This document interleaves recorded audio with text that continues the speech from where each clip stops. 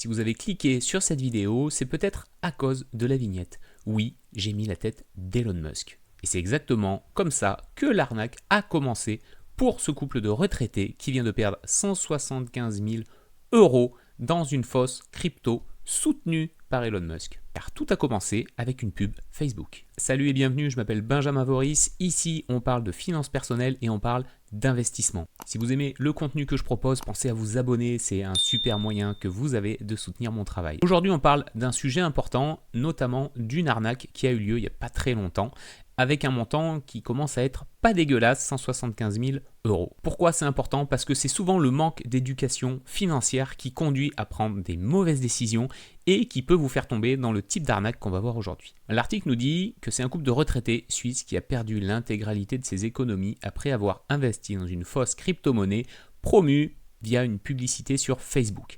Et le pire, c'est que cette escroquerie était plutôt à grande échelle parce qu'il y a eu 5000 victimes en Europe.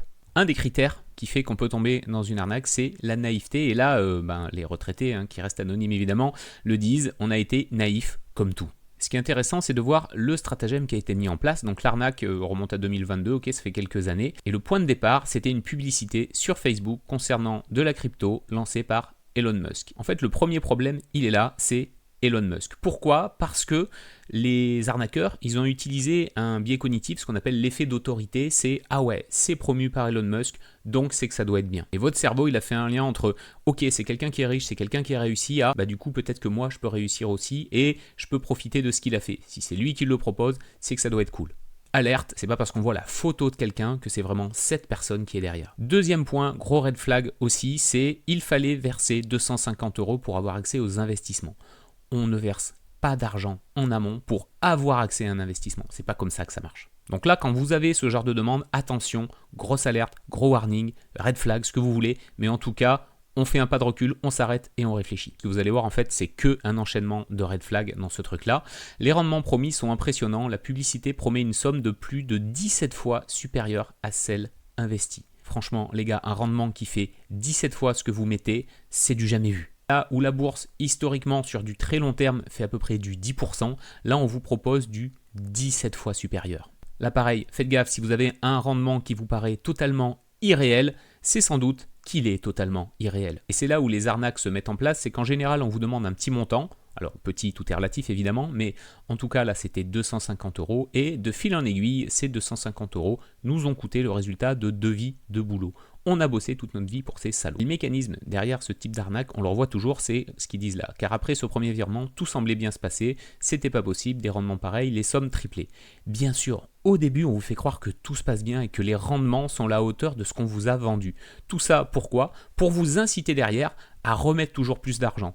On vous dit, regardez, vous mettez une pièce se transforme en 3, 4, 5, 10 pièces. Vous dites, cool, super, ça marche, je vais mettre 10 pièces de plus et elles vont se transformer en 30, 40, 50, 100 pièces. Sauf que dans la vraie vie, ça ne se passe pas comme ça. Et c'est exactement ce qui s'est passé, puisqu'au début, ils ont mis des petites sommes jusqu'à mettre des sommes conséquentes. Quand on monte à 25 000 euros, là, ça commence à causer. Là aussi, attention, interlocuteur très présent sur WhatsApp. Si vous n'avez pas des personnes en direct, peut-être posez-vous des questions. Est-ce que vous avez eu le temps d'échanger avec eux? Est-ce qu'ils vous ont expliqué dans quoi ils allaient investir? Bien sûr qu'ils sont gentils, évidemment qu'ils sont gentils, ils veulent que vous mettiez plus de fric. Il y a toujours un moment où on commence à avoir des doutes, et c'est évidemment ce qui leur est arrivé. Ils ont demandé à retirer un petit peu d'argent.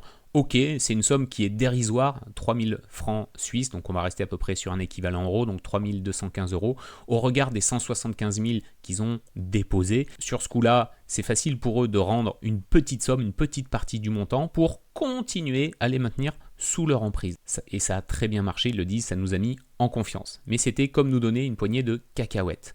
En fait, ils ont juste fait ce qu'il fallait pour les maintenir sur leur emprise. Et au moment où ils ont voulu leur demander beaucoup plus d'argent, c'est là où ça a bloqué. Parce qu'au moment où leur soi-disant portefeuille atteignait plus de 400 000 euros et qu'ils décident de retirer 100 000, là, il n'y a plus personne. Et les mecs osent tout parce qu'au moment où ils leur demandent de retirer, les arnaqueurs leur disent, là, pour retirer, il faut reverser encore de l'argent pour couvrir une soi-disant flat tax. Et évidemment, à ce moment-là, c'est trop tard. Tout l'argent est déjà perdu, est déjà très très loin et on sait qu'on ne le reverra jamais. Évidemment, quand on est avec des gens avec qui on discute par WhatsApp, qu'on n'a jamais vu, qu'on ne connaît pas, qu'on ne sait pas où est parti notre argent, ils ont vraiment aucune chance, je pense, de retrouver le moindre centime de tout ce qu'ils ont donné. Alors comment on se protège face à ce type de situation et à ce type d'arnaque? Il y a plusieurs règles très simples. Déjà, ne touchez pas à ce que vous ne comprenez pas.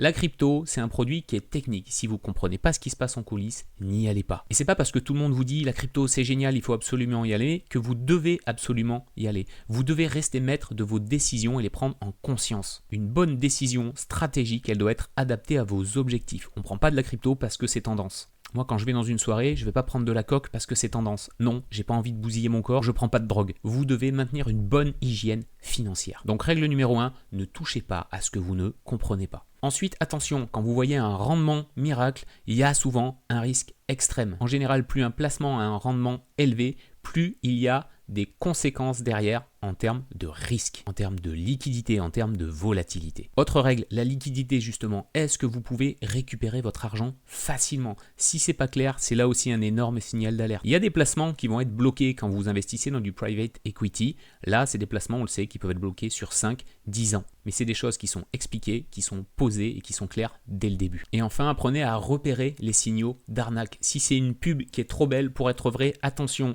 Si on vous vend quelqu'un de connu, attention. S'il y a un appel qui est très rapide après le premier clic, attention. S'il y a un rendement qui est garanti avec un rendement très élevé, là aussi, gros warning. Si les contacts se font de manière asynchrone, si tout se passe que par une messagerie, attention, il y a peut-être quelque chose de bizarre. Et si vous avez un doute, vous coupez tout contact, vous ne versez rien, vous gardez toutes les preuves, vous en parlez à des personnes de confiance, vous contactez une autorité financière, vous contactez un conseiller, mais dans tous les cas, si vous avez le moindre doute, ne faites rien. Parce qu'en général, une fois que vous avez mis la main dans l'engrenage, c'est très compliqué d'une part d'en sortir et c'est même plus que compliqué, je pense c'est quasiment impossible de récupérer vos fonds. C'est pour ça que quand on réfléchit d'une manière complètement différente, c'est-à-dire que vous vous posez avec quels sont les objectifs que je vais avoir dans ma vie. Est-ce que je suis là en train de préparer le financement de l'achat de ma maison? Est-ce que je prépare ma retraite? Est-ce que je prépare l'avenir de mes enfants?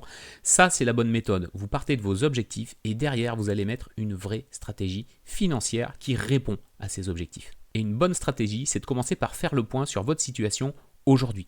Et pour vous aider à faire ça, je vous ai mis juste en lien dans la description de cette vidéo un outil qui vous permet de faire un bilan financier flash de votre situation à l'heure actuelle. Ce n'est pas un outil qui vous donne des conseils, je ne donne pas de conseils en investissement, mais par contre, elle vous donne une photo à l'instant T de votre situation, de votre patrimoine, de vos dépenses, de vos rentrées d'argent. Et ça, c'est un excellent point de départ pour définir vos objectifs et seulement ensuite y coller une stratégie. Allez, moi je vous laisse là-dessus, cliquez pas sur toutes les photos des gens connus qui vous promettent beaucoup d'argent.